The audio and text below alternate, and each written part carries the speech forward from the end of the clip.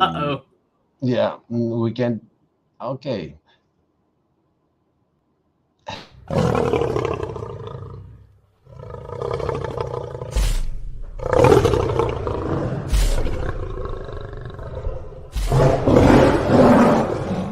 do you deal with this flood? When fears come in and flood your mind, when you think you're going down, when you think you're not going to make it, when you think you're going to fail God, or you've not measured up, when the enemy comes in and tells you that you're unworthy, you're unholy, you're no good, you'll never get it. What do you do when the enemy comes in like a flood? You see, the Lord raises up a standard. Let me show you what that standard is. Look at verse 1. The Lord reigneth. He is clothed with majesty. The Lord is clothed with strength, wherewith he hath girded himself. And he's put on his armor and set for battle. You have to have a clear vision that your Lord and Savior is standing by. His eyes on your flood, his eyes on you. You have to have a clear vision of what God has promised here. I've not ignored you. I see where you're at. I see what you're going through. Look at me, he says. I have girded myself. I put on my armor. I have my sword in hand.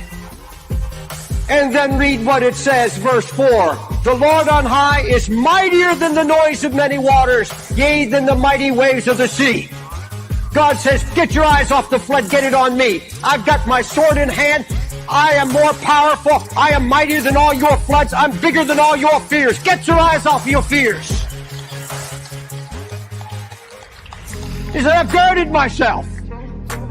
That hit me. I could hardly sleep. I picture my Lord standing over me, sword in hand. He knows how far it can go and no further. He'll come and slay the dragon in his time. He's saying, now you just stand still and see the salvation of the Lord. You just put your trust in me right now. Don't be afraid. All right, glory to God. Everybody, welcome to Proverbs Guys Ministries. We have an excellent debate in store for you today. We have Dr. Kent Hovind, our famous creationist, and we have Ayden Linden, who's going to be here supporting cosmology or cosmic evolution, as it's referred to by creationists. We already went over the format for the gentlemen, and they've both agreed, and we have been reassured that we won't have any personal attacks on individuals, but personal attacks on ideologies are fair game. Saying that, we're going to go ahead and give the floor to Ayden to give us his 5-minute opening statement. Are you ready, Mr. Linden? Yeah, I'm ready when you are, Stephen. Take it away, sir. All right, well, hello, everybody. I hope everyone's doing well today. Over the course of today, there will be many assertions that my opponent will make towards the field of cosmology. And I would like to make a few things abundantly clear on the outset.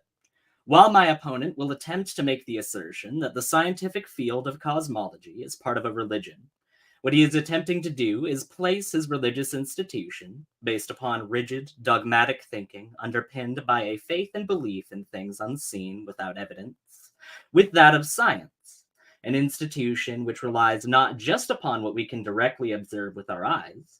After all, if that were the case, the atoms which help operate this universe, and the gravity which orders it, would have never been observed or discovered, but also what we can test, predict, repeat, and observe through all means of observation to the point that it is consistent beyond reasonable doubt. When Kent conflates so-called cosmic evolution with cosmology, he is attempting to place these two studies on an equal playing field in which they simply do not belong.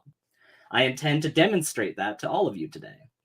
Some of those attacks that Kent undoubtedly will make today are going to be arguments that he's already faced many times before by people many times more qualified than myself to discuss on such topics. It's for this reason that I'll now quote from Uptown Sinclair. "It is difficult for a man to understand something when his career depends on him not understanding it." I bring this up simply to point something out, not just to Kent, but the audience in general. I am in no way, shape, or form dependent or reliant upon any of these ideas to be true in order to facilitate my living. I contrast Kent with myself in this example simply to illustrate the difference between myself and someone who has made their career out of cosmology or creationism.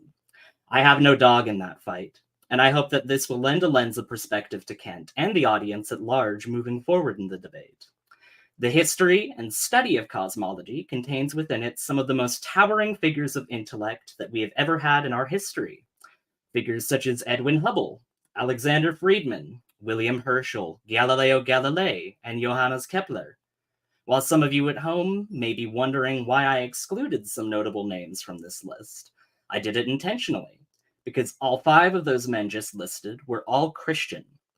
While Kent will try to claim that these pillars of our cosmology are there simply to distract or take us away from Scripture, none of these men, among many, many others over the history of cosmology, have had to face the same issue.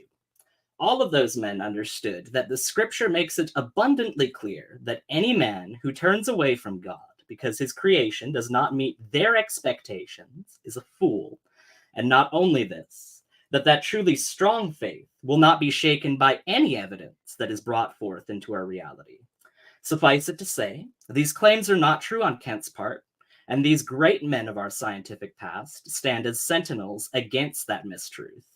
With all of that said, I do hope that Kent proves me wrong. I hope that he comes at me with unconventional arguments that I have not prepared for, and I hope that he proves, above all else, that I am wrong about his misconceptions of our sciences over the course of this debate.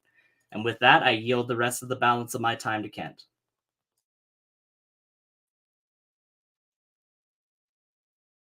Stephen, do I just start? Are you going to say something? Or hello, hello? Stephen Yes, was. the floor is Okay. yours, Doc. Go ahead. Okay. I'm curious why Ayden doesn't show his face. I mean, I'm not afraid to show mine. Is there something wrong here? Anyway, you can do that later if you'd like. First of all, I think you made a serious error in your very first statement. I'm not against cosmology. Cosmo, the study of the ology, the study of the cosmos, the study of the universe, I'm in favor of it. The problem is, you guys want to include something in a good science called cosmology that is not science. It is not science to teach all the planets and stars and everything came from a dot smaller than an atom. I'm not against cosmology, Ayden. I'm against the Big Bang religion, and it's nothing but a religion. They teach the kids, they have their picture showing everything starting from a dot. Here we go. European Space Agency. Can you make mine larger there, Brother Steve? Okay. Did the universe start smaller than an atom? Here's what they say. Time, space, and matter all begin with the Big Bang in a fraction of a second. The universe grew from smaller than a single atom to bigger than a galaxy. That's got nothing to do with cosmology. Cosmology is the study of the cosmos. I'm for it. Study it. And I think you'll find there's a whole lot of stuff out there that will not fit in a dot smaller than an atom. This statement this European Space Agency made is stupid. That's not, let's stop and think. You really think all the matter in the universe fit in a dot smaller than an atom? You really think all the Himalaya mountains fit in a dot smaller than an atom? You really think all 8 billion people on the planet, that's the ones alive today, plus the ones that died, all came from a dot smaller than an atom? Yes, water can be compressed. If you start at room temperature at 1 atmosphere, you have liquid water. If you compress it to 1 gigapascal, it becomes a solid. Compressing water into ice is relatively easy with specialized equipment, taking a few thousand atmospheres of pressure. It takes a few thousand atmospheres just to squeeze water into ice. Now, to squeeze all the water in the ocean down into a dot smaller than an atom is impossible. Where's this pressure coming from? I'm just pointing out the Big Bang is not science. It's a religious belief. I'm not against cosmology. I'm for it. And you said, I don't understand something because my career depends on it. Well, that's a slap in the face, Ayden. I understand it completely. My career does not depend on this. Your career might, I don't know. But there is no scientific way you can compress all the water in the oceans into a dot. They were able, with 3 million atmospheres of pressure, using a metal organic framework, they reduced the volume of water by 7%. They were able to squeeze water down 7% using 3 million atmospheres. And you want to think that all the water in the oceans, there's 333 million cubic miles of water on this planet. That's just on the surface. That's only about 1.5 miles, 2 miles thick. The whole planet. You really believe the whole planet Earth fit in a dot? So stop saying I'm against cosmology. I'm against including Big Bang with cosmology. Big Bang has nothing. Big Bang is a religious belief. I'm not against science. I'm against including evolution with science. These stupid charts that they make. Did you ever get me another one, brother? Okay. Those stupid charts they make with everything related to a common ancestor, that's not science. It's science to say dogs produce dogs and cows produce cows. That's science. It is not science to say dogs and cows have a common ancestor with a tomato. You guys try to sneak your religion in under the guise of science, and cosmology, the study of cosmos, is wonderful. We got a bunch of telescopes here. Come on up, sit on our deck on the back 40, and watch the stars. There probably are, let's see, they estimate there are 40 billion Earth-sized planets orbiting different stars around our galaxy. That's the current estimate. You couldn't squeeze a cup of water into a dot smaller than an atom. You certainly aren't going to squeeze the whole Earth, let alone 40 billion Earths. That doesn't include the stars. You think all 1.5 billion cows fit in that dot smaller than an atom? Okay, this guy says it's roughly the size of a human being. Well, it's bigger than an atom, but you couldn't squeeze all the cows into a size of a human being either. This is just plain baloney. And you start off, you're lost in the first few minutes. I'm not against cosmology. I'm against the Big Bang. The Big Bang is not cosmology. It's a religious belief to explain the origin of time, space, matter. This one says, the Big Bang was a moment 13.8 billion years ago when the universe began as a tiny, dense fireball that exploded. And they use the word explosion, okay? Whether you want to call it explosion or expansion faster than the speed of light, I'd say that's an explosion. It's arguing about trivia. The fact is, you do believe, or some of your friends may believe, that matter came from nothing. The first long-lived matter particles of any kind were protons and neutrons. These came into existence around a 10,000th of a second after the Big Bang. That is not a scientific statement. That's a statement of great faith. Dr. Hovind, that's time.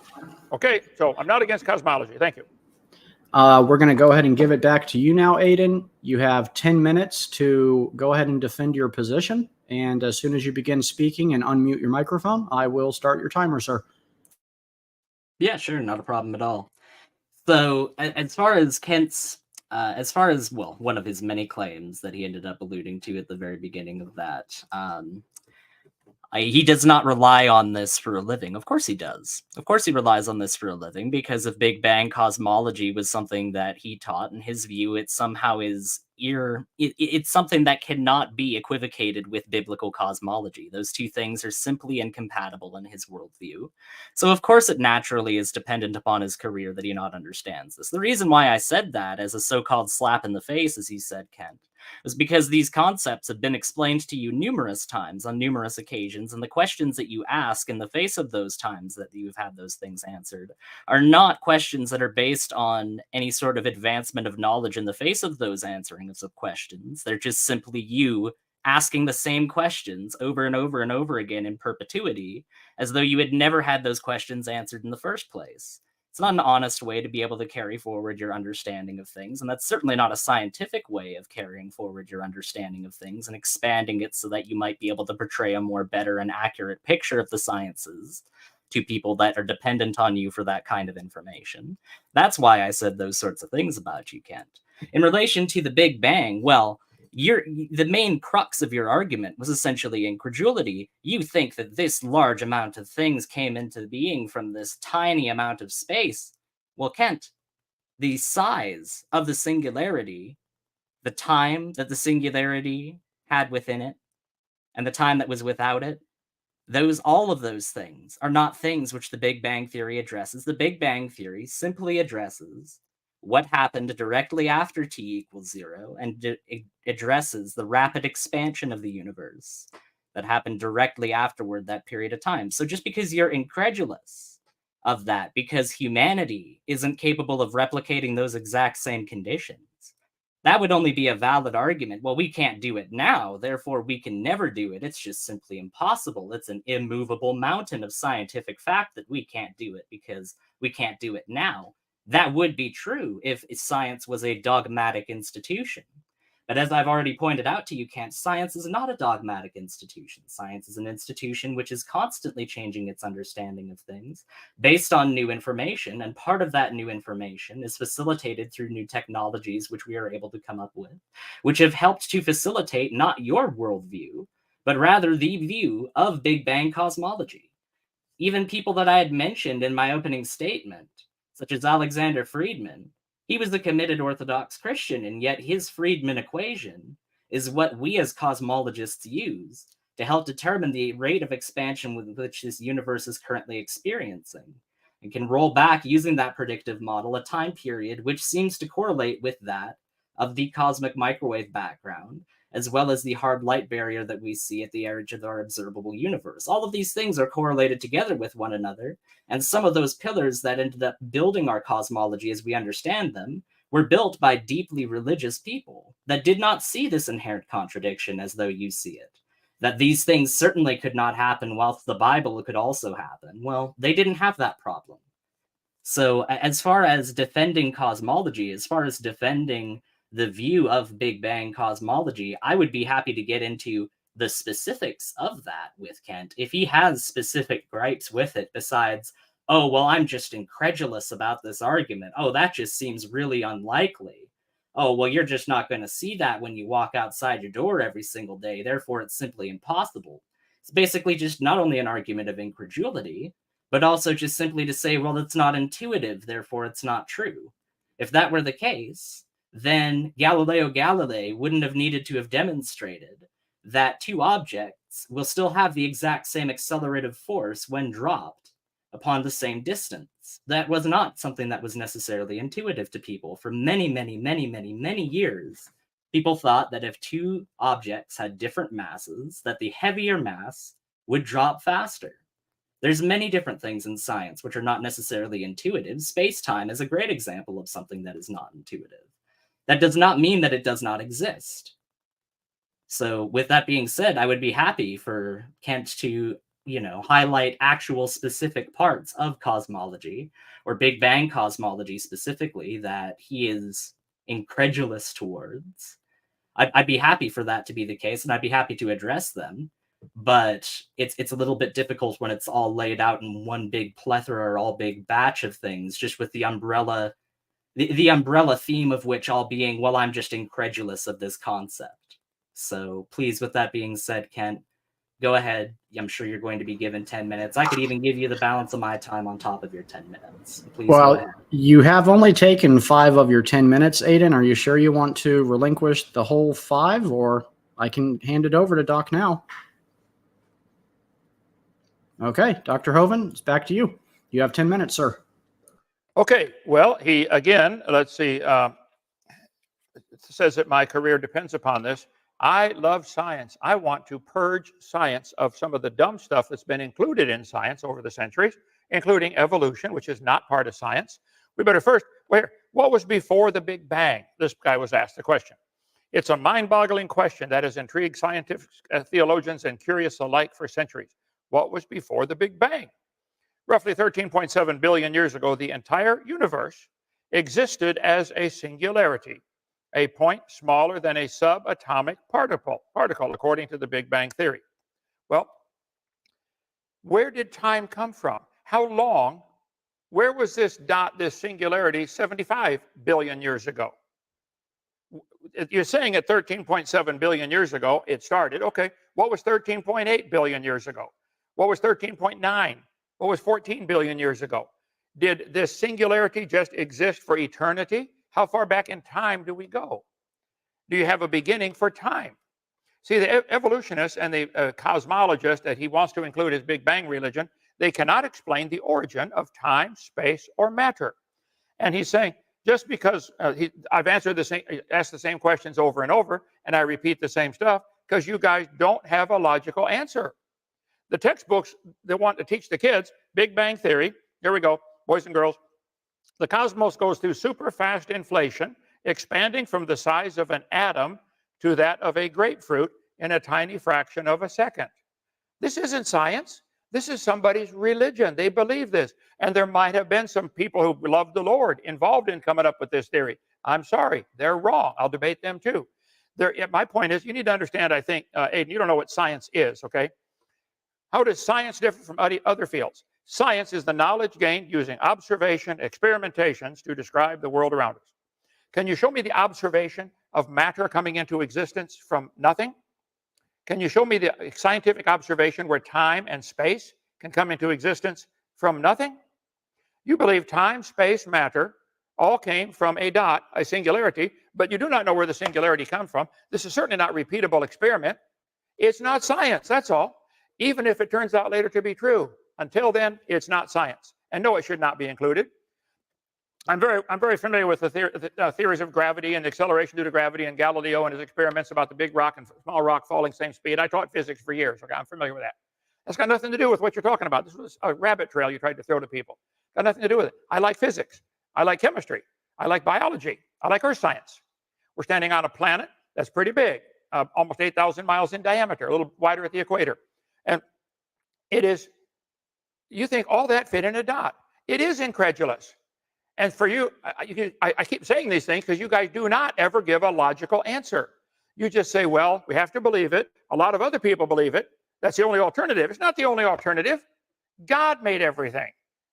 And you want to say, where'd God come from? I don't know. But see, I admit mine's a religion. You do not admit yours is a religion. You have nothing but a religious belief. I happen to think it's dumb to believe that, but you're welcome to your religion. But you're not welcome to force everybody in the country to pay for your religion to be taught in schools. That's all. Okay?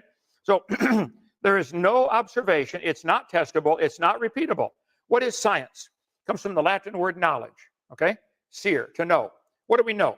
Well, it's a systematic enterprise that builds up and organizes knowledge in the form of testable explanations and predictions. I predict that we cannot compress matter. We cannot compress a cup of water down to the size of an atom. They're saying now, which I can forget the number, was 1,000 atmospheres or 3,000 atmospheres of pressure to squeeze it 7%. Then you got to ask the question, how many atmospheres would it take to squeeze it down to an atom? We don't know. It can't be done. So far as we know, it can't be done. And if it could be done, who's supplying all this energy? Who is squeezing it that hard? And that's just a cup of water. You want the whole world squeezed into this dot. All I'm asking is for you guys to admit your religion is Big Bang. Cosmology, the study of the stars, no question. We can talk. I love that stuff. You want to talk about which galaxies are out there and how far they're expanding and all this stuff and the size of the different stars, Sirius, the giant star, the great big huge stars, no question. And all the different planets and all the moons going around the planets. I like that stuff, okay? I taught earth science 15 years. Love studying that. But you want to sneak in, well, boys and girls, it all fit in a dot smaller than an atom. And that's the dumb part of this whole discussion. That's not science. Galileo discovered some great things. And the fact that a bunch of people in his time frame believed something that was wrong, and Galileo proved them wrong, well, that's wonderful. That's what science is supposed to do. That's what I'm trying to do with you, Ayden. You believe something that's wrong. I'm trying to help you. You believe everything fit in a dot. It's not science. It's not logical. You can't do that, okay? Religion's attempt to understand and explain the world. I agree. But religion is not considered science. I agree. That's why evolution is a religion and is not part of science. The Big Bang is a religion and it's not part of science. All the evidence we have is stars appear to be expanding away from Earth, redshift. End of evidence. Now we can interpret that probably they used to be closer. That would be a reasonable conclusion. But you want to draw that back to they all came from a dot? Now that's not a logical conclusion. They could have just started expanding 5,000, 6,000 years ago. God made everything. He made the Earth first, then he made the stars. My book tells me that. And then he stretched them out into space. So I would say my theory would be he made the Earth, then he made the stars and stretched them out. And we're still seeing the red shift of seeing the taillights of the stars as they're racing out away from us. That theory would fit the evidence. The evidence is red shift. It is not scientific to say it all fit in a dot. It is logical to say they all are going away from the Earth, or nearly all of them that I know of. I think all the stars or galaxies give a red shift.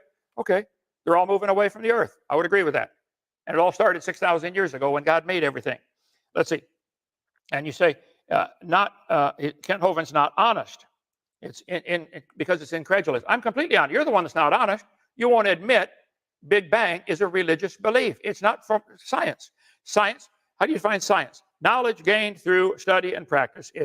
Science refers to a system of acquiring knowledge. Okay?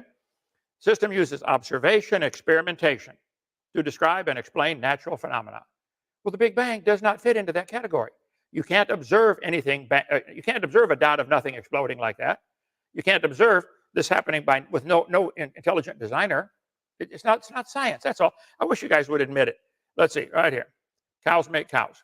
These charts they put in our textbooks are not science. This is a religious belief. Nobody's ever seen a monkey produce a non-monkey, or an ape produce a non-ape, or a baboon produce a non-baboon, or a gibbon produce a non-gibbon, or a gorilla produce a non-gorilla. Not the Nobody's topic ever of the seen that. debate, Kent. It's not the topic of the debate. Well, my point, this is an example of how this is, you say, guys believe this stuff. I like this one. What if I told you questioning science is science? I think we should question. I'm not questioning cosmology. I'm questioning the cosmic evolution, which starts with a big bang of nothing exploding. This is what they're saying. European Space Agency said the universe grew from smaller than an atom to bigger than a galaxy. If you agree with me that that's not really scientifically provable, would you help me get that out of the textbooks then? Because this is the stuff the textbooks are teaching our kids. Why should they be taught to learn this? Well, you totally just conflated what I said, Ken. You totally just. Well, Ayden, he's got 2 more minutes, please. Shut him off. I did not interrupt him one time. Okay. Go ahead. He covered about 20 topics. Okay. I tried to write as fast as I could. So the Big Bang religion does not explain the origin of time, space, or matter.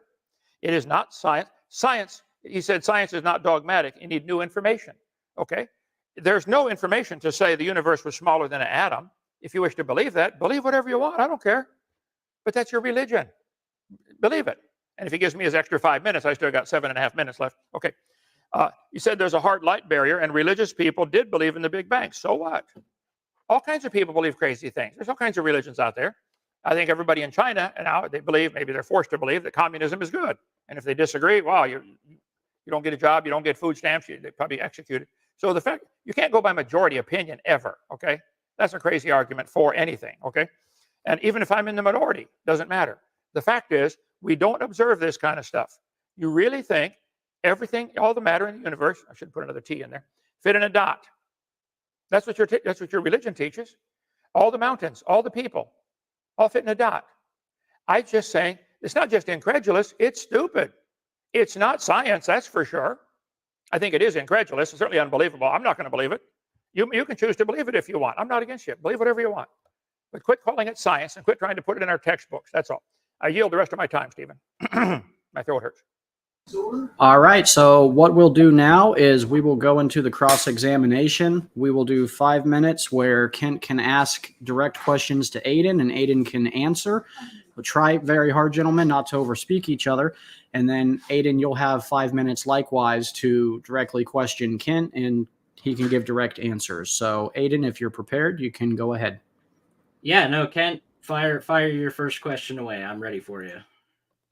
Where did time and space and matter come from initially? Where was all this time, space, matter 13.9 billion years ago? Where was it? 13.10 would be 14 billion years, first of all. Oh, come on. Can't you make jokes sometimes during debates? Come on, don't scoff. Anyways, the point that I was going to make, though, is that it's not the purview of the Big Bang to be able to describe where those things came from. That is not the purview of the Big Bang, and it's never been something that's been postulated by the Big Bang to try and describe. It would be just as ridiculous for me to ask you, Kent, where your cosmic evolution takes the internal combustion engine into account. It's a total non sequitur that has nothing to do with the argument. Ayden, you're doing nothing wrong, but if you could try to make your answer shorter so Doc can ask you a series of questions, it'll be more fruitful for everybody. I'm not trying to drag them out too long. I apologize. Okay, so I understood your answer to be, we don't know where time, space, matter came from, and we don't know where it was 13.9 billion years ago. That wasn't my answer. Where was it? My answer is that it's not the purview of the Big Bang theory to be able to describe those things, and it's a non sequitur for you to come at me and ask me how it describes those things when the theory itself does not postulate to describe those things. Okay, you're wanting to start with something that you don't have an answer for. I do that also. I start in the beginning, God. Where'd God come from? I don't have an answer. You don't know where time, space, or matter came from. So we both are on a religious quest here. No, it's not actually. It's Okay, simply tell not. me how. It's not a religious belief because what we say is that we don't know. You say that God knows. You do think that there is an ultimate solution. There is an ultimate answer to that question out there, but it's just under the purview of this super intelligence, this entity which holds total knowledge and understanding of the universe at large. You do think that there's an answer out there for that, and science doesn't claim to have that answer. So no, Kent, in spite of what you're trying to do, they're not on the same playing field. Okay, you use the word we. Are you are you a scientist and you're involved in this group that believes in the Big Bang? I meant we in terms of people who participate in these kinds of conversations, like we are currently doing right now. I am not a scientist. I would not claim to be a scientist. Well, then I'm part of the we also, and I don't believe it. Okay, I don't believe. I think you're trying to not admit very simply. Do you believe time, space, matter came into existence 13.773 billion years ago, or whatever number they're using today? No, it was within the singularity.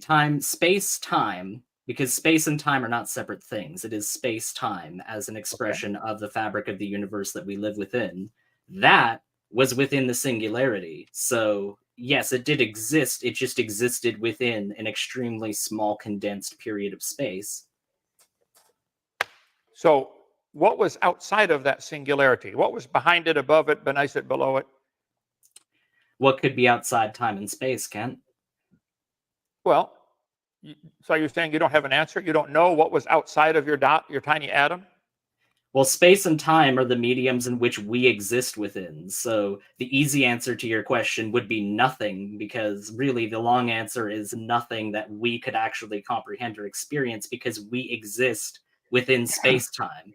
Asking what is outside of that space-time is a bit of a silly question in the face of the fact that we only live within that space-time within our universe. It is expanding into nothing, because if there was something in the way for it to expand into, that would be a material, that would be space, that would be time, or some sort of material within it, and that would be inherently contradictory.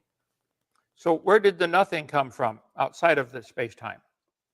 Once again, as I've already explained, Kent, that is not the purview of the Big Bang Theory to describe. You are trying to ask me something that is a non sequitur in relation to what the Big Bang Theory postulates about our universe.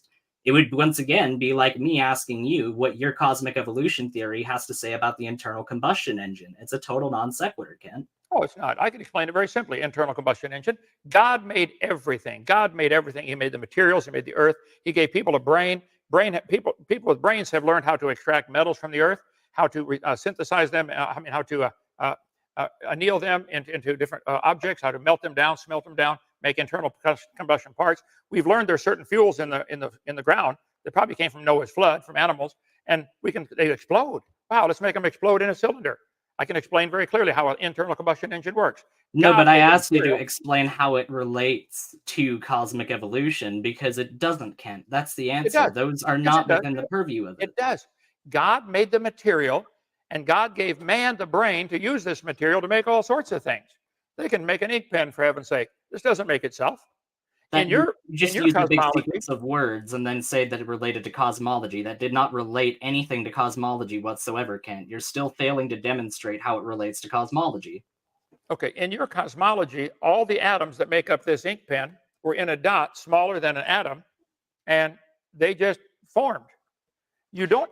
You see, you're no. They didn't spontaneously form, though. That's actually a misrepresentation. Hey, gentlemen, that 5-minute segment is over, so we'll hand it over to Ayden. And Ayden, you can now have 5 minutes to ask Dr. Hovind short questions, and hopefully we'll get short answers, and then we'll be able to have more time for back and forth. So, Ayden, at this point, take it away, sir. Sure.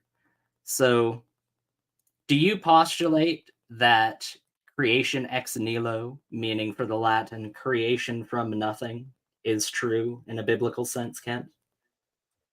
Oh, absolutely. It has to be. There has to be a beginning of time, space, matter. I think God did it. God exists outside of time, space, matter. See, I believe a God created this. You believe it created itself. You have a religion worse than mine. I admit God did it. All right. So thank you for answering. The next one I would say is, would you have to see a mountain form over the course of your lifetime in order to know that that mountain was formed? over a very long period of time? Would it have to be a mountain to know it was No. formed over a long period of time? I No. don't think. Would you have to see a mountain form over the course of your lifetime Oh, okay. to know that that mountain formed, even if you were not there to see it? I missed the word see. Would I have to see the mountain form? No. I believe mountains are there. I've climbed several of them. I believe mountains exist because God created all the matter, and Noah's flood rearranged the crust of the earth. And I can see a mountain either going up, or if it's rising up because of isostatic rebound or mountain building, or I can see it eroding down, and I can say, wow. I can observe it eroding flatter or coming up from isostatic rebound and say, wow, there's a mountain there. Yep, I've climbed several of them. Can I extrapolate that billions of years? No, that would not be science. Okay, thanks for answering. My next question would be and this is the beginning of it. The Big Bang Theory has evidence supporting it in forms such as the cosmic microwave background. How would your creation worldview take the cosmic microwave background into account, and what would your explanation be for the cosmic microwave background from a creationist perspective? Well, if we're seeing background radiation coming from the universe and we're detecting it on Earth, I'd say that's pretty cool that man is smart enough to make a machine to detect it to begin with. That must prove some kind of level of intelligence for the humans that God made. And there may be several explanations for what's causing that, okay? One is the red shift, the stars moving away from us, and the stars are putting off more than just light. They're putting off different kinds of radiation. I agree with that. And we have machines to detect that. We can detect the ultraviolet, the infrared, things beyond the color spectrum. That doesn't prove anything have to do with the Big Bang. That's a non sequitur, as you call it, not part of this argument. So, yeah, we can detect those things, and I think they're worth studying. I love it. But it doesn't prove the Big Bang at all, or even give it evidence for the Big Bang. I'm simply asking you the questions that I've had prepared. If you think it's non sequitur, I'm sorry that you feel that way, but I feel like it's very much so related to the Big Bang as a theory. I would like, because I don't necessarily have any questions, I was actually quite interested in something that Kent said in relation to the redshift, because Kent made a claim earlier in the debate that he agrees that we observe redshift. He agrees that we can see it happening, but what he says is that the redshift is a result of God stretching out the heavens. It stretches it out. They may have been really close to each other at one point in time, but he just stretched them out, and it may appear like it's 13.8 billion years old rather than 6,000 years old. If that was the case, then redshift would become so extreme at that point, because the object is accelerating faster than the speed of light, that we would not be able to see anything past 6,000 years. We would not be able to see anything whatsoever past a 6,000-year hard light barrier around us that we actually observe closer to 13.8 billion years away from us. That's where we observe this sort of cosmic hard light barrier. We don't see it 6,000 years away. And that correlates to an old universe that is not 6,000 years old, because the reason why we have a hard light barrier is because at those distances that were described, it's accelerating away from us so fast that, much like in the Doppler effect, when something is going away from you long enough, you'll no longer be able to hear it. You will no longer be able to see that light in terms of its wavelength. It's simply been stretched out too long for anybody to actually be able to see it. So, no, I don't agree with Kent's assertion that it could just be stretched out, because even if that was the case, we would only be able to see a tiny amount of the universe that we would be able to see right now. I think that that question, if it's a question, makes no sense whatsoever. No. It wasn't a question. I actually admitted that I didn't have any more questions at the outset of that. I just wanted to focus on something that you had said earlier that I found interesting. All right. Well, if the stars are accelerating away, if they're gaining velocity, the stars are going faster. I think everybody that knows physics would say it requires an energy input to accelerate a mass like that. Well, the mass isn't actually moving. The mass is not moving? The stars are not moving? No, the space between those stars is expanding, but the stars themselves are not moving away from us in that sense. Does anybody Here, let me give you an example. All right, gentlemen, we're at the 5 minute mark for the questioning back and forth. So we'll let you two go continue your back and forth. You can each ask each other a question and the other can answer and then switch off. Please be mindful not to overspeak each other and let one another ask the entire question before you begin answering. And Dr. Hovind, you can go first. So the stars are not moving, but the space between them is expanding. I like that. Next time I get pulled over for speeding, I'm saying, officer, I was not moving. The space between me and my house was expanding. I wasn't speeding. You realize how silly that sounds? That's what you're saying. The stars are not moving. The space between them is expanding. Come on. If I have two dots on a balloon and I blow that balloon up after I've made those two dots on that balloon, and I have a grid that makes sure that that balloon and the distances between that balloon are maintained, are the dots moving on that balloon? No, they're not. They're fixed points. But they are moving away from each other in spite of that. The fact that they're moving away from each other in spite of the fact that they are stationary objects in this example goes to show that, yes, the space between things can increase without two fixed points actually moving whatsoever. Okay, let me try to explain it to you, Ayden. Let's say this little moon globe is a balloon. I put two dots 1 inch apart. I blow it up. They're now 4 inches apart. Yes, the dots moved. No, they didn't, because they're stationary. The dots don't have any... Well, Kent, please explain to me the mechanical motion that the dots imparted to be able to move to a different location.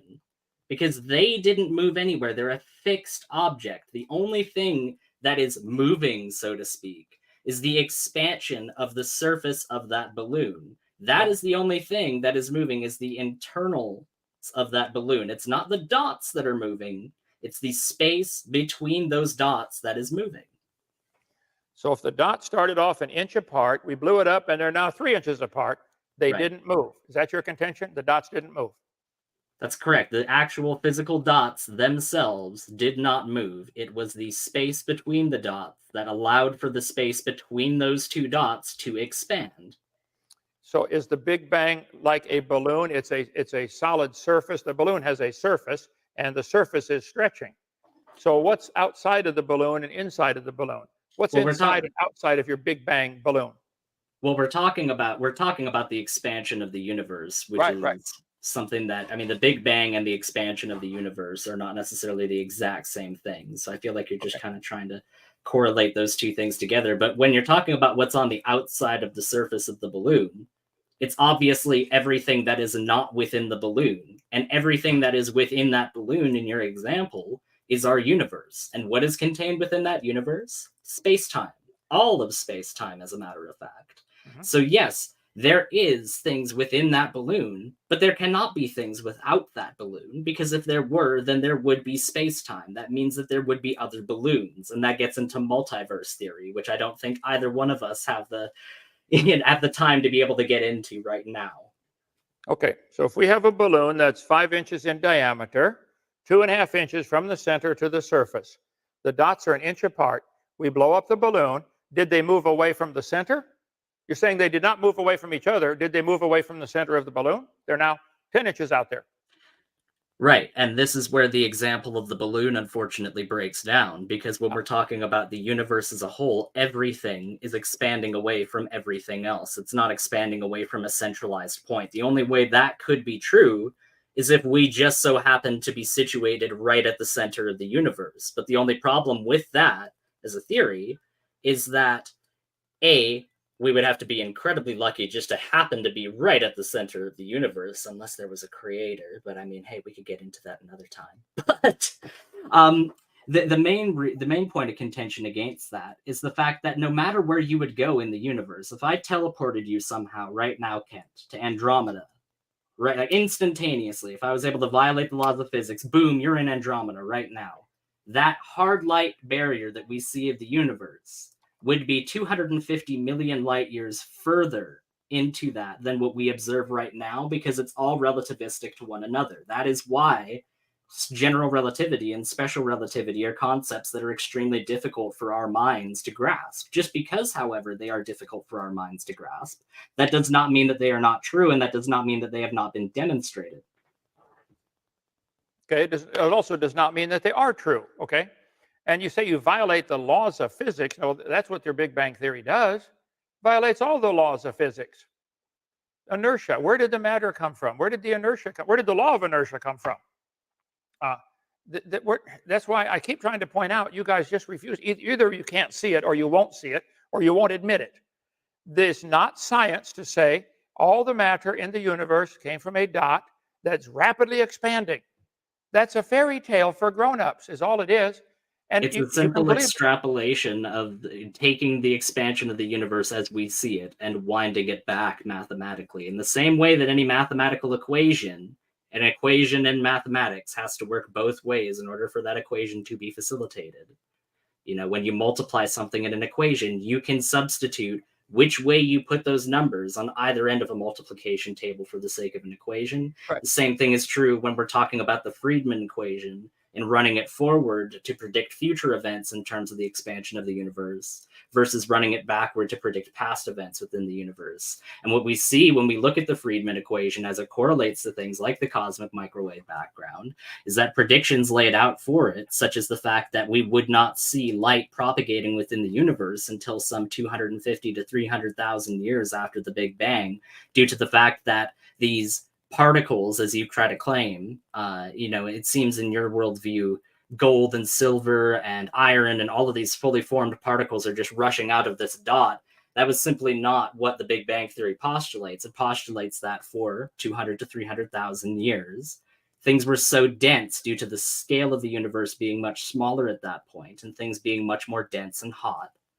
That would therefore facilitate in an environment where you would not be able to see light. It would not be able to propagate because there's so many free electrons that it'd just be scattered all over the place. Light would not be able to propagate until about 300,000 years after the Big Bang. And surely enough, when we look at the cosmic microwave background, it correlates to microwaves, the longest wavelength that we have that's been redshifted as far as we can possibly see, to that time span when we run back this equation. So it has predictive powers, which is one of the many things in science that you conveniently missed out. You said experimentation and observation were critical parts of science, but prediction is another critical part of science. And cosmology has made many a prediction as far as what our universe is and what it entails and the properties of it. And this is a perfect example of that exact thing. Okay, the science, what we observe is when we look at stars through a spectroscope, we see the colors like we see with through most things, with a prism: red, orange, yellow, green, blue, indigo, violet. We see dark spectrum lines that are shifted toward the red, called the red shift. That's what we observe.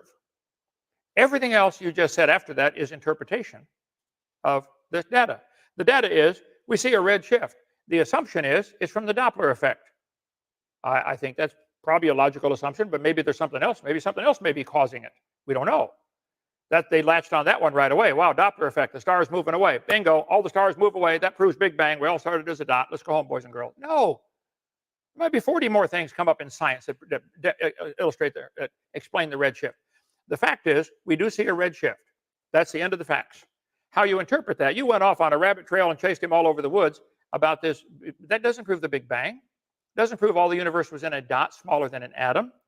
And so you said this dot was so dense and so hot. Where did the heat come from? We haven't even touched on where the energy came from. Where did time, space, matter come from? But that dot you have that you believe in, that dot had to contain all the heat of all the stars. All the stars in the universe had to have all that. I mean, all that dot had to have all the heat. That's a hot dot. May I address that? Well, hold on, one topic at a time. Can I address that? Where did the energy come from for that dot? Okay, so the energy is a consequence first and foremost. Like you just tried to extrapolate. Well, heat and energy, I'm not even talking about heat. It's energy is another problem. Well, that heat is a consequence of that energy. And as I said at the very beginning, that energy and the amount of energy that was present and where that energy came from is not, once again, something that the Big Bang attempts to explain insofar as where it got there. But you just made a critical mistake. You said the energy in all of those stars was already there. No, it wasn't, Kent. The potential for all of those energy, for the energy of all of those stars was there. That's what was present, was the potential for that energy to become all of the stars that we see in our observable universe today. We didn't see a bunch of stars and a bunch of planets and a bunch of, all these different well-formed objects just pouring out of an explosion. You know, that's not what the Big Bang has ever postulated as far as a theory is concerned. What we do say is that the energy would eventually become stars and planets, and we can observe through experimentation that yes, pure energy can actually become particulate matter. It can become matter. And I could give you an example of that if you would like. Well, no, you're off track already. Einstein's equation, E equals mc squared. Energy equals the mass times the speed of light squared. It's an algebraic equation. You can do it either way. So you're going to have either matter or energy. Einstein may have been right that the matter times the speed of light squared is the energy. Either way, you don't have an explanation. And you've said several times, it's not part of the Big Bang. It's not part of the Big Bang. That's my point. You don't have a starting point. You don't have a logical starting point. That's Only like religion requires a starting point, Kent. That's the only Okay. institution that requires a starting point. You insist that it requires a starting point because you think that it needs to be a religion when it's not. The only people that would ever insist that something need a starting point in order to be valid is somebody that has a religious perspective, because it is only the job of religion to try and explain everything and anything about the world in which we live within. That's not the purview of science. So stop trying to place it upon it. Ayden, you are trying to explain everything. You have a religion. You just said that's what a religion does. You demonstrated you have a religious belief in the Big Bang. You don't know where time came from, energy, space, matter. You just say that's not part of the theory. Well, if I said, well, let's start with the assumption elephants can fly, and I go on and build a whole story about elephants flying. Stop. Elephants can't fly. My whole theory is gone after that. Your whole theory is dumb after you can't explain where time, space, matter, energy came from. Your whole theory is a religious belief based on something you don't know. You say, well, it's outside my theory. Well, how elephants learn to fly, that's outside my theory. But we know elephants can fly. Therefore, don't you see what you're doing? Are you saying it's physically impossible that an elephant could ever fly? With his own wings, I think that's physically impossible. But put dynamite. Sure, given those very specific parameters, sure, but that we're not talking about that for the sake of this argument. You're kind of shifting the theoretical goalposts as far as. Sorry. All right, gentlemen, if I may, the 10-minute segment for questions back and forth is come to a wrap. So if you guys would like, we can begin our 5-minute closing statements, and then we have about 7 questions marked that you guys can each answer after your closing statements, if that works for both of you. Go for it. Go ahead, Ayden. All right, Ayden, we will let you close out first. Sure. Okay. So as far as cosmology is concerned and describing the history of our universe as we understand it, I was not able to get into the entirety of the body of evidence concerning cosmology related to the Big Bang. But suffice it to say that anybody out there in our current information age can readily go and look up things such as the Friedman equation. They can go and look up things such as Hubble's law, and they can look up things such as the redshift. And they can determine that in spite what Kent says in relation to the redshift, that it is not, in fact, this caused by the Doppler effect. I was only saying that it was related to the Doppler effect as in terms of an analogy, because yes, indeed, in the Doppler effect as an example, those waves will propagate in a certain way whence it is in relation to sound, but that doesn't mean that the red shift is caused by the Doppler effect. That's just simply not true. They're just analogous to one another for the sake of the argument. No. Redshift is something that we see as well as blue shift in our universe. It's not necessarily a uniform thing. And the reason why we see blue shift as well as redshift is because sometimes gravity, when things are localized enough with one another, the Andromeda Galaxy and the Milky Way Galaxy are a great example of this, that gravity will overcome the expansion of space at sufficiently small distances. Because one of the properties of Hubble's law is that in taking the example of the balloon that I provided earlier, when it is inflated, say, once again, we extrapolate that example further to a point of 9 dots on that grid. You expand that balloon, you blow it up, and you look at all 9 of those dots on that balloon, and you see that the amount of space is actually increasing. The amount of expansion is increasing from one side of that 9-pointed grid to the other, because now you don't just have to take the distance between 2 points on that grid into account. You have to take the distance between both sides of the center into account and add both of those together to determine the total amount of expansion between those on the grid. That's an example of Hubble's law.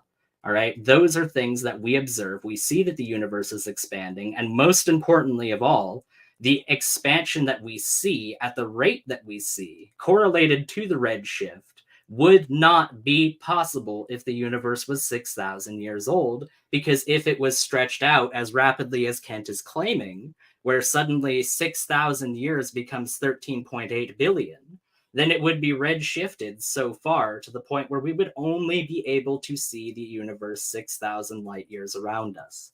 This and many other examples are reasons why cosmology differs from Kant's cosmic evolution. Kant tried to say that he likes cosmology, that he's in favor of cosmology. He loves it, as a matter of fact. And if only people like me had learned the truth of it, then maybe, just maybe, we might be able to have a decent debate. See, he got the thumbs up. But my contention is that the reason why Kant uses the term cosmic evolution in place of cosmology is because cosmic evolution, so-called in his worldview, is one of the many steps in which he tries to say that evolution needs to fulfill the same categories of his religion. Somehow, the theory of evolution, in spite of it just being something that relates to the biological evolution of life, somehow it needs to be able to explain and encompass everything about the reality in which we live within. And that alone shows that Kant is not interested in the specific academic disciplines of these things. He is trying to make evolution into a religion, and he is failing at doing so. He wants it to be able to express all of the same dogmas and all of the same aspects of his religion, as far as its ability not to change, and as far as having to explain literally everything about everything. But it just simply doesn't. So, in conclusion, I would say that the evidence available for everyone in the audience, as far as which outlook of the universe is true, is available readily for everyone to look at through all matters of sources, whether it be secular or religious. Kent, please go ahead with your conclusion. Thank you. Well, the people who are involved in this study call it cosmic evolution. Okay, you want to call it cosmology, it's included. Okay, so the study of cosmos is wonderful. The cosmos is everything, all the stars, the whole universe. That's the cosmos. And the study of it's wonderful. So they do talk about cosmic evolution from Big Bang to humankind. Whoa, okay. Right center for science education. Here we go. Why cosmic evolution matters. A crash course in big history, okay? Let's see. Cosmic evolution definition and meaning. Collins Dictionary. Religious humanists regard the universe as self-existing and not created. At least they admit they're religious. This Big Bang theory is part of a religion. You don't know where the energy came from. You don't know how all the matter got created, or where it came from, or where it existed 10 seconds before the Big Bang, or 2,000 years before the Big Bang. Is time eternal? If you can go forward and backward in time for eternity, well then, how are you going to get from the beginning to 13.7 billion years ago? Because time's eternal. It goes backwards and forward. So did time have a beginning? And I'd say yes. In the beginning, there's time. God created the heaven, there's space, and the earth, matter. God made time, space, matter. He's not stuck in any of those. I'm stuck in time, space, matter. So are you. God's not. So they do teach the Big Bang. Matter and energy cannot be created or destroyed. It can't be. So where did it come from? You got to have a starting point, and you skip right over this and say that's not part of the theory. That's like me starting. Suppose I had a herd of elephants that could fly. Where's my starting point? How did we get the elephants? How did they learn to fly? You're skipping over the important part of all this. First law of thermodynamics: that heat, energy, and thermodynamic process are therefore subject to the principles of conservation of energy. This means heat and energy cannot be created or destroyed. So where did all the heat for these stars come from? If it can't be created or destroyed, where did the energy come from? You skipped it, Ayden. I'm sorry, you don't have an answer. Einstein's theory, E equals mc squared. The energy and the mass are related to each other. And you're saying that the Big Bang rapidly expanded. Let me explain it one more time. I think nearly all the audience sees this, okay? If there are two dots an inch apart on my balloon, and I blow up the balloon to twice the size, and the dots are now, they would not be, pick a number, say they're 3 inches apart. I can calculate if you like. They're certainly farther from the center, and they're farther from each other, but I'm definitely going to use that one when I get stopped for speeding. Officer, I was not even moving.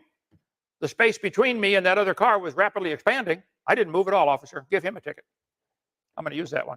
Okay, I think I win the debate. There's no evidence whatsoever for this cosmic evolution theory. There's no evidence for it. You don't have an answer. Where did time, space, matter, energy come from? You certainly don't have an answer for the organization of matter. That's another major problem in the evolution theory. I just simply point out, you guys believe that this happened. Great. You can believe all you want, but it's not science. You're polluting science. Science is what we can observe, study, test, and demonstrate. You cannot observe the Big Bang. You cannot observe matter expanding and gaining energy. If the stars are accelerating, where's the gas pedal? If space is stretching, where's this energy come from to stretch the space? Stars are pretty heavy. You want to move them and accelerate their movement? It's a real dumb theory in my humble, totally unbiased opinion. And my book on the world's 3 most humble people and how I trained the other 2 will be out soon. Okay? Thank you. All right. Well, thank you guys for that. And I thought it was a very interesting debate. We have 8 questions lined up. So if you gentlemen want to jump into the question portion, we'll try to make that go quickly and free you up, Dr. Hovind.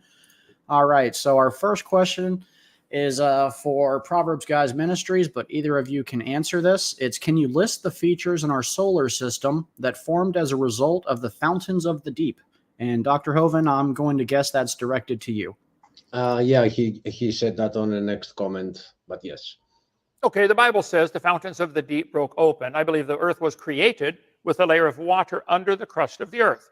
Scientists are now admitting there's probably 10 oceans worth of water in the crust of the earth still to this day.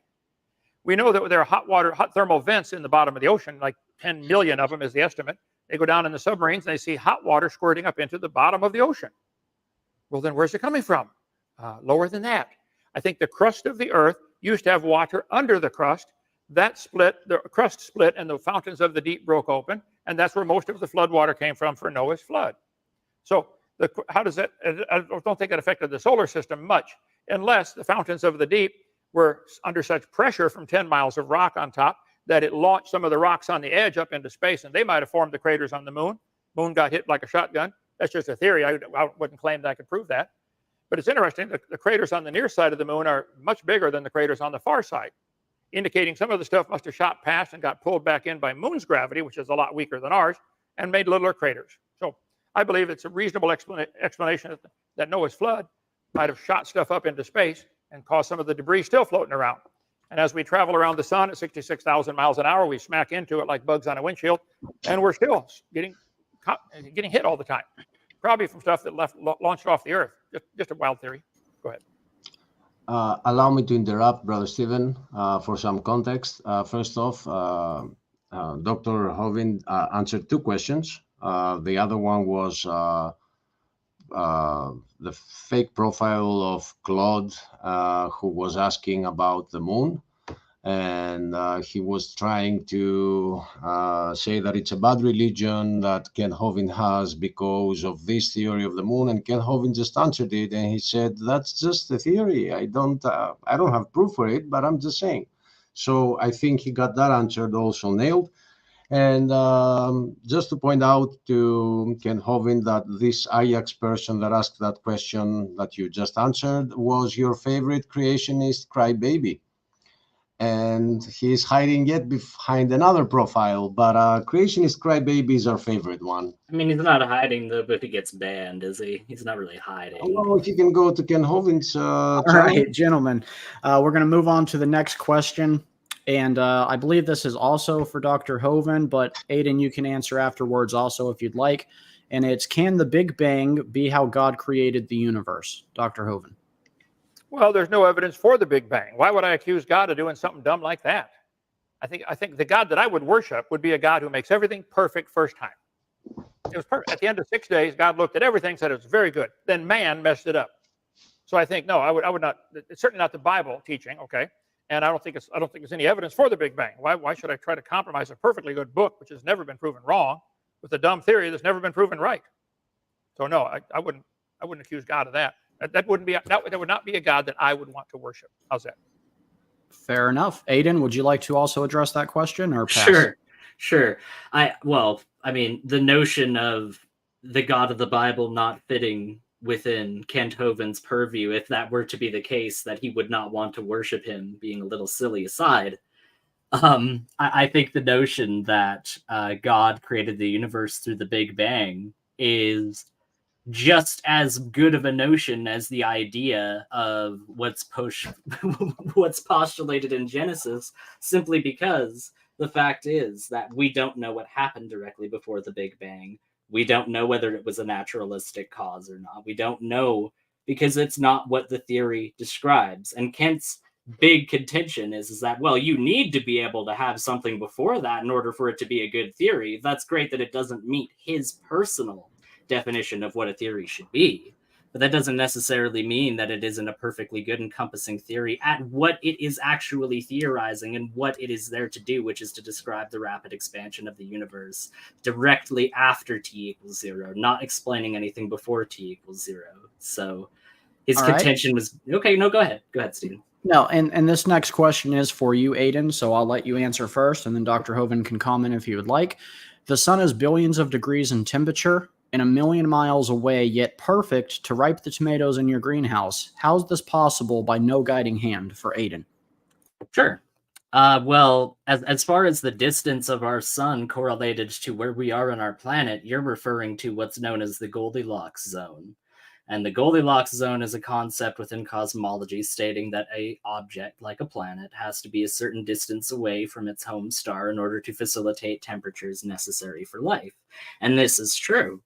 As a matter of fact, there's actually 3 planets within our solar system that fall within this habitable zone. Now, 2 of those planets fall within the extreme ends of that habitable zone. Venus falls within the extreme end in terms of heat, and Mars falls within the extreme end in terms of coolness. But they are indeed both still within the habitable zone of our solar system as well as the Earth. Now, they both lost the things required for them to be able to facilitate life through different means, but that's a different story. My direct refutation to that would be that it's not necessarily a special thing. We can observe through through the barycenter of very different distant stars, wobbling around. We can see through the wobbling of these stars around their respective gravitational barycenters that they do indeed have planets orbiting them. And based on how much they are wobbling, we can determine not just the mass of those planets, but we can determine how far away they are. And we have determined that planets as close as Proxima b, which is orbiting Proxima Centauri, very close to us, falls within its habitable zone. So just being close enough to a star to be able to facilitate temperatures for life is not necessarily in of itself a unique thing. I'm sure Kent would express, maybe I'm wrong, tell me if I am, Kent, but I'm sure that you would express that, well, it's not just the Goldilocks zone that makes the planet habitable. It's all kinds of different factors on the planet that allow the planet to be habitable. And I would readily agree, but I could show you examples of different combinations of those factors all over the place in our universe. So yeah, that's my answer. All right, Dr. Hovind, if you'd like to take a whack at that question, you're also welcome to. Goldilocks zone, how could that happen without a guiding hand? Well, I think it was a guiding hand. I think he made it perfect. And we're looking at the wobble of a star, but long ways away, and determining the size of the planet orbiting it. Most of the stars are bigger than our sun. Have they determined if that planet would have the right gravity, not just the distance from the star? That you're saying you can determine the distance of a planet from the star by the wobble. I find that hard to believe, but I'll give you that, okay? That still would be just one of thousands of factors. Besides, that's only the temperature, okay? If a planet's too big, there's too much gravity. Earth has just the right gravity, has just the right atmosphere to stop some of the UV light. Otherwise, it would burn everything on there, destroy everything. So to ripen the tomatoes in your greenhouse, I think God is really smart. He made it all just right. We got to have liquid water. Where'd that come from? You got to have, lots of the Earth is not habitable. The Earth is in a habitable zone, but you can't live. A lot of places on the Earth, drill down 30 miles and see if anything can live there. Not a bacteria, nothing can go just 30 miles below the surface. And it's 8,000 miles in diameter. A lot of the Earth is not habitable. So I think it's silly to believe that there's other stars that may have life on there because we see a wobble in the star. Maybe the telescope base is loose. Well, hold on. Maybe the astronomers Hold on.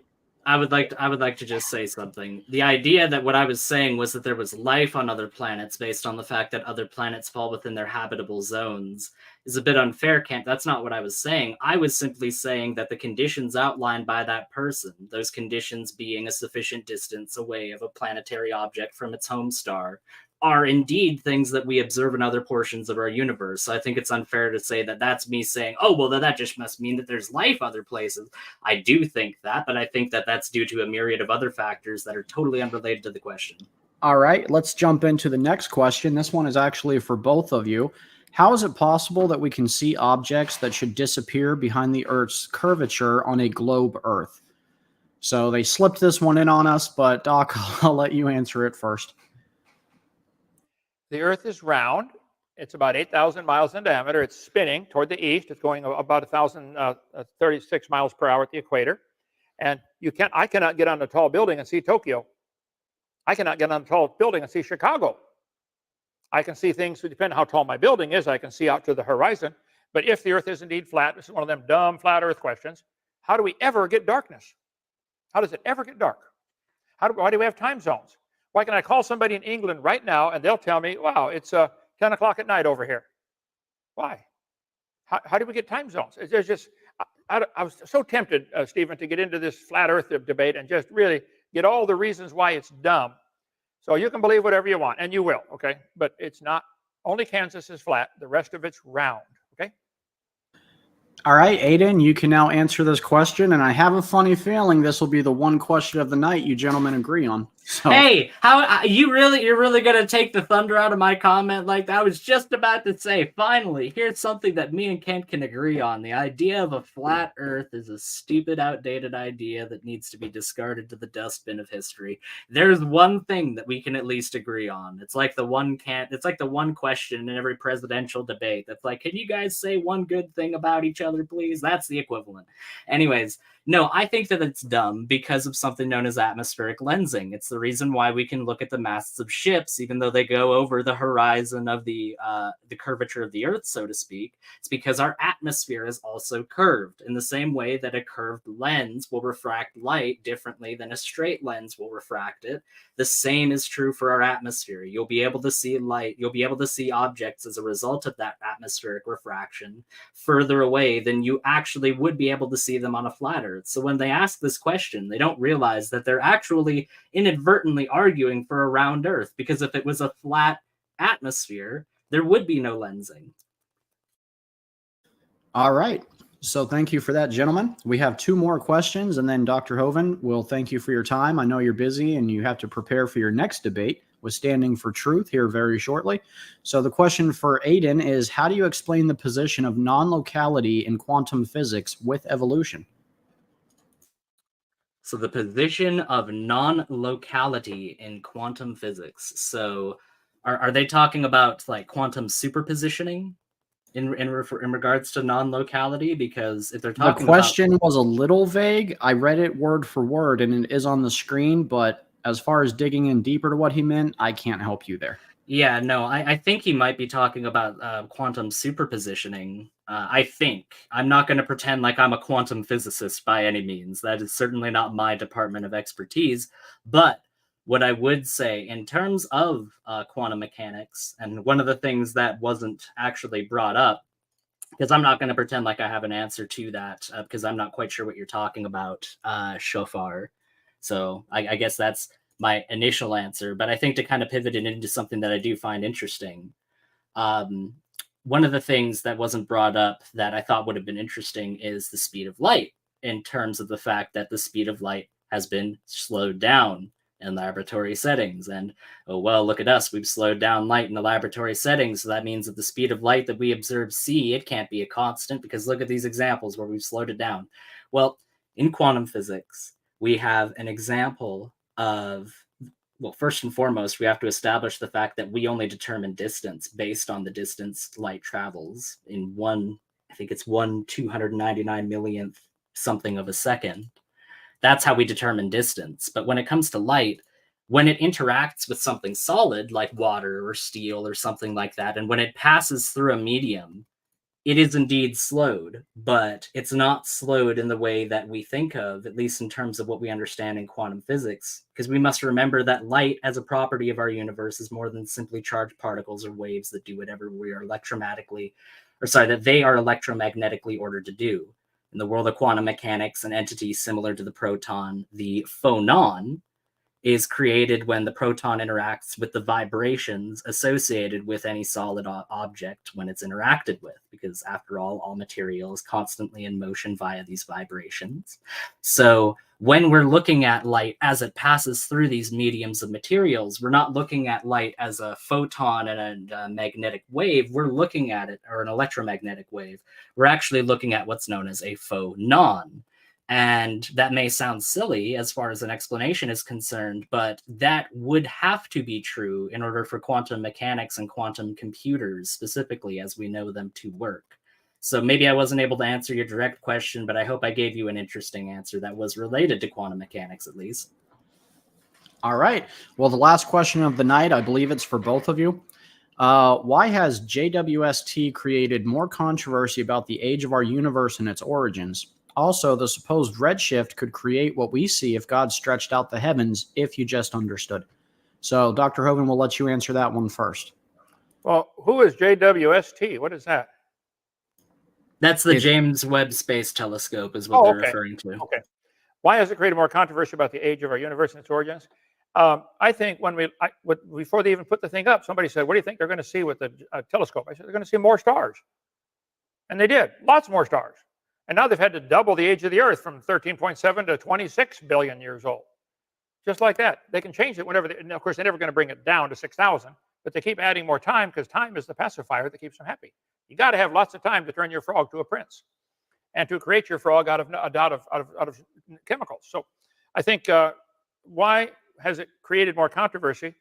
I think proving the age of the Earth is a difficult thing scientifically. There are some limiting factors, like the fact that it spins but it slows down, the fact that the oceans are getting saltier. I've been covering a lot of those on Genesis Baptist Church channel on YouTube. You can go to Genesis Baptist Church and watch every Friday night for quite a while. I've been covering different scientific ways to show it just simply can't be billions of years old. Like if I told you this ink pen was 5,000 years old, I could easily prove that wrong. Ballpoints weren't even invented until 1988. Well, that one fact proves it wrong. It's not 5,000. I think there's lots of scientific indicators that say this Earth simply can't be billions of years. Now, Ayden and others like him need billions of years for their religion to sound true, but it's nothing but a religion, and it's not science. And you don't have billions of years. So I don't know what the telescope proved. Go ahead. Okay, so just really quick to your claim before I get into the question. It's actually not true. We don't need billions of years in order for our scientific theories to make sense. If the scientific evidence that we had, right, like if we looked out at our universe and the shell of stars that we could see around us only extended to 6,000 light years away, then I would be the first one, Kent, to line up right behind you and say that the evidence for the universe in terms of C, in terms of the speed of light in a vacuum correlated towards redshift and the expansion of the universe would point towards a universe that is 6,000 years old. I would have to agree with you because that's what the evidence would indicate.